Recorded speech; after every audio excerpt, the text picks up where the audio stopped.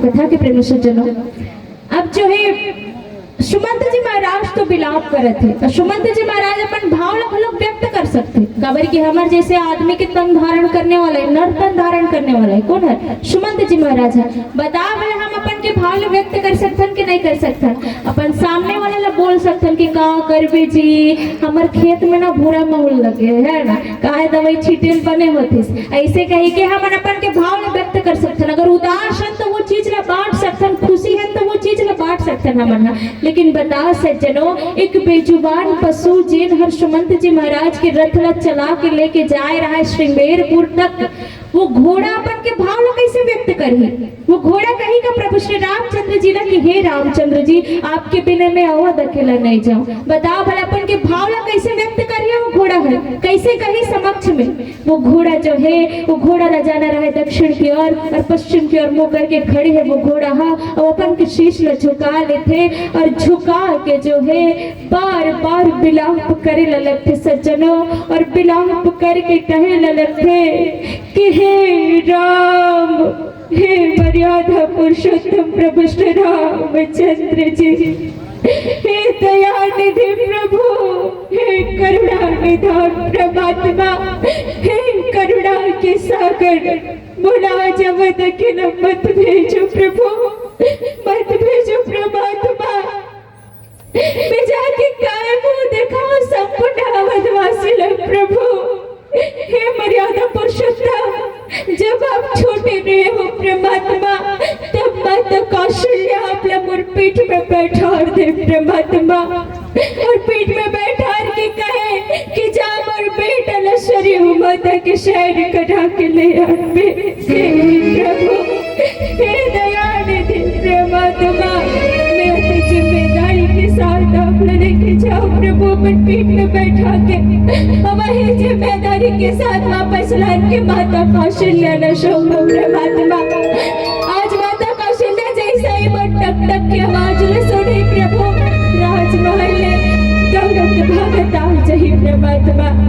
आगे बड़ा बोली कि मोटा कहाँ है, मोरा लक्ष्मण कहाँ है, मोर पुत्र माधव आए थे कहाँ है? मैं कहीं जवाब दूं प्रभु? हे राम, हे दयानिधि परमात्मा, अपन साथ में बहुला जंगल ले चलो परमात्मा, बहुला 14 वर्ष की पदयात्रा ले चलो प्रभु। मैं अब अकेला नहीं जाऊं परमात्मा, मैं अब अकेला नहीं जाऊं प्रभु। हे राम, हे करुणा के सागर, हे करुणा के सागर, हे दयानिधि प्रभु, मैं नहीं जाऊं प्रभु, अब मैं नहीं जाऊं परमात्मा, मैं नहीं जाऊं।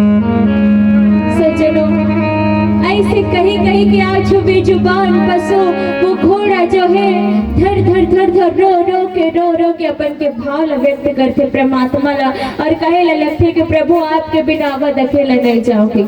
तो आज सुमंत जी महाराज, तो सुमंत जी महाराज वो बेजुबान पशु घोड़ा गलो काबर बार बार बिलाप करे थे, बिलाप करके कहा थे कि प्रभु मैं आपके बिना अवध अकेला नहीं जाऊं। काबर की वो घोड़ा ला पता है कि मोर जो शरीर हावे, मोर जो तन हावे ना वो क्षण स्थायी हावे, माटी से बने हुए एक दिन माटी में मिल जाही, हवा रूपी आत्मा है इस शरीर में एक दिन परमात्मा में जाके विलीन हो जाए सज्जना, और पानी से बने हमारी ये शरीर, हमारा अस्थि एक दिन गंगा जल में जाके विसर्जित हो जाही, और अग्नि से बने हैं हमारी ये शरीर है। जिन नाते मन के गुमान करथन हमन हा कि बेटा नाते अगर रहे तो बुढ़ापा में सहारा बनी है ना, पेंशन चुकवाए के काम है, ओकर बाद फिर डॉक्टर घर लेगी, हॉस्पिटल लेगी हमन ला। ऐसे कहीं कहीं के अपन बेटा नाती के ऊपर बहुत ज्यादा गुमान रहते, गर्व रहते हमन ला। लेकिन अंत समय में कहीं चीज में काम आए या नहीं आए, मोर दिल कहते हैं कि जब ये शरीर ले आत्मा निकल जाए परमात्मा में विलीन हो जाए ना, तो मचेरा बना के स्मशान घाट तक ले जाए, और स्मशान घाट में ले जाके अग्नि से चिता जला दी, और अग्नि से चिता जला के अग्नि से बने हुए शरीर अग्नि में जल के भस्म हो जाए, अग्नि में जल के भस्म हो जाए। तब किबरा याद है कि बेटा लड़ा, नाती लड़ा, पोती लड़ा, घर द्वार लड़ा, चीज संपत्ति लड़ा, धन दौलत लड़ा, महालटारी लड़ा, और अंतिम में जल के बन के राख, अंतिम में बन के जल के राख। और माटी से बने हुए ये शरीर एक दिन माटी में मिल जाही। छिट जल पावक गगन समीरा, पंच रचित यह अधम शरीरा, पंच रचित यह अधम शरीरा।